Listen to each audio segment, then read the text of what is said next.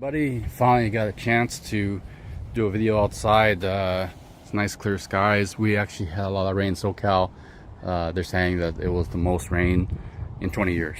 So finally got some time to do a video out here without any issues.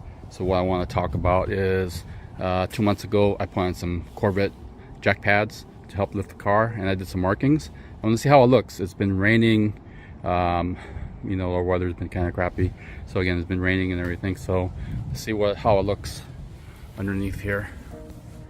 Let's see, I might have to turn on the light. Let's go.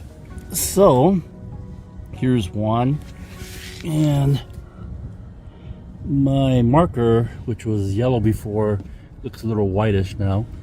My marked triangles to kind of point to where you put it and where I marked here.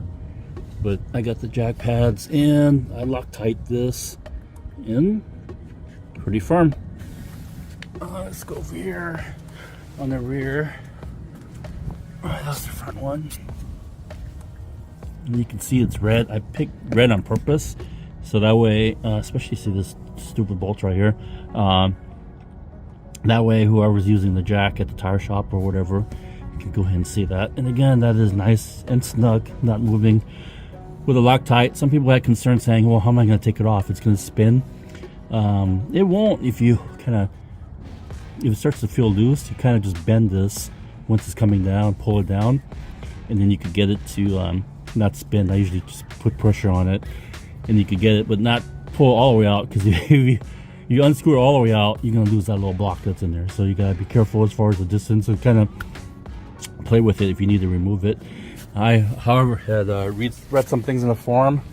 They said that there isn't any issues with Ford. Ford uses special jacking points to lift your vehicle up in the Mach-E. And from what I read, is people had to have their was it HV, J? It's like a bunch of letters. Basically, a power cable that's near the battery, junction box cable or something, and the battery has to be dropped to get to it. And they said that people have left their pucks, and no issues with that. So should be good to go. You can remove it if you feel like it.